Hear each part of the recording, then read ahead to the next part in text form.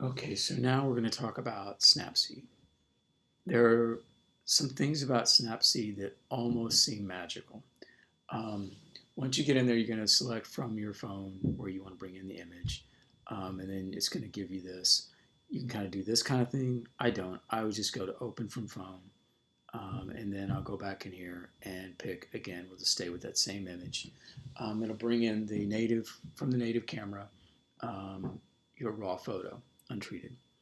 Um, all you're going to do, and I use Snapseed somewhat limitedly, but it's a magical tool that they have in here that's very cool.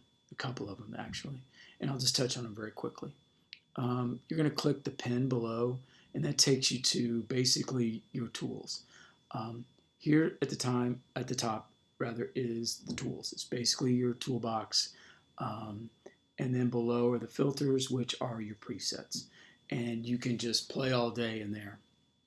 They've got different genres, and there's a ton there.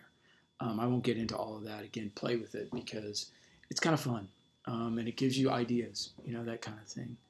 Um, but what I'll start with is on this in this case is I will if I want. And one thing I will tell you is that if I want to use a black and white, um, generally I'll bring a black and white into Snapseed. I don't make it black and white here, and it's same way with Visco, but they do have that option if you wish to make it that way, and it just comes right in here.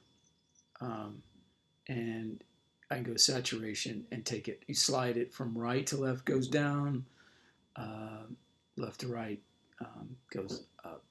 So that'll make the black and white as I want it. As I slide up and down, just put your finger on the image, and you can see where it'll appear. And I can like I love this idea. I can just control the shadows. Like if I just want the shadows darker, but I don't want the highlights darker, that's a great tool. It's a real subtle thing. It's again, I kind of think it's magic that they do that on a phone. You can do that on some of the photo editing programs on your computer. Quite a few of them actually. But this is one on the phone that I absolutely love. Once you kind of get it to where you want, you hit the check mark below. I go back to the tools again, and then you can just kind of keep playing. Um, Only other thing I will show you is all these kind of things you can play, and we'll touch on them later in the week on one of the days. But the one I want to show you is just kind of the vignette. And the reason I love it is I can move it. So I can change exactly where the shadows come in, not just from the corners like on so many traditional um, other apps more traditionally come in from each corner. I can actually move where I want that darker light to come in from. And I love that.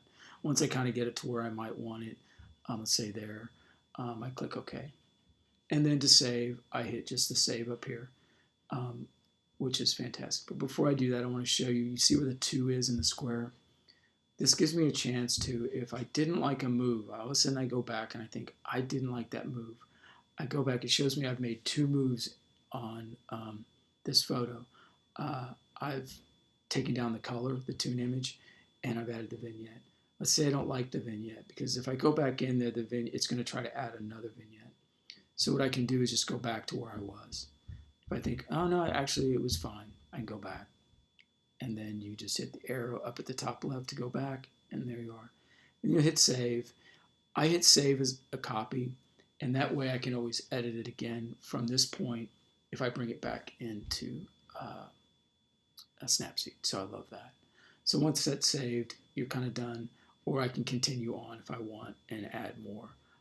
I sometimes like to save as I'm moving along just because I kind of think I might like to look at that and compare it to where I end up later. So that is Snapseed.